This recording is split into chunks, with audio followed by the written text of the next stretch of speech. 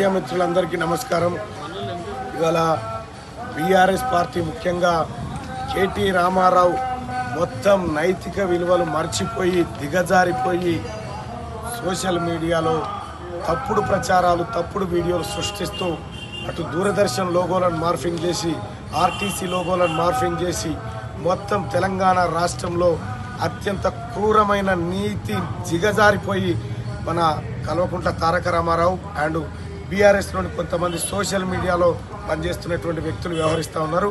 ఇవాళ పట్టభద్రుల ఎమ్మెల్సీ ఎన్నికల్లో ఓడిపోతామనేటువంటి భయంతో ఇలా తీన్మార్ మల్లన్నకు సంబంధించి కొన్ని మార్ఫింగ్ వీడియోలు చేసి తీన్మార్ మల్లన్న ఏదో తప్పు చేసినట్టుగా బ్రేకింగ్ న్యూస్లు వేసినట్టుగా దూరదర్శన్ లోగోలతో పాటు ఎక్కడో హిందీ ఛానళ్ళ లోగోలు క్రియేట్ చేసి సర్క్యులేట్ చేసినారు. ఆ వాట్సాప్ గ్రూప్లలో స్ప్రెడ్ చేసినటువంటి వాళ్ళపైన అలాగే కేటీ రామారావు ముఖ్యంగా మాజీ మంత్రి జగదీశ్వర్ రెడ్డి పిఏ పైన ఇప్పుడే పోలీస్ స్టేషన్లో కంప్లైంట్ చేయడం జరిగింది. ఎఫ్ఐఆర్ కూడా నమోదు చేస్తూ ఉన్నారు.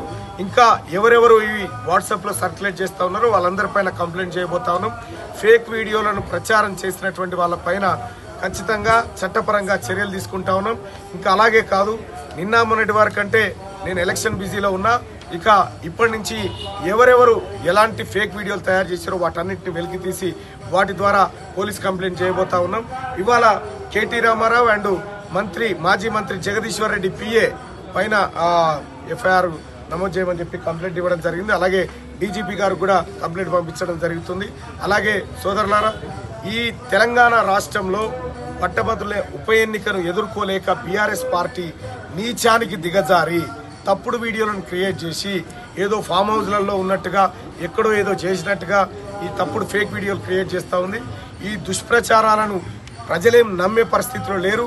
అయినప్పటికీ కూడా ఈ తప్పుడు ప్రచారాలపైన కఠిన చర్యలు తీసుకోవాలని చెప్పి ఇవాళ మేడిపల్లి పోలీస్ స్టేషన్లో ఫిర్యాదు చేయడం జరిగింది. కాసేపట్లో ఎఫ్ఐఆర్ కూడా నమోదు కాబోతా ఉంది. ఖచ్చితంగా వీళ్ళపైన చర్యలు తీసుకొని వీళ్ళని జైలుకు పంపే కార్యక్రమాలు తప్పకుండా చేస్తాం.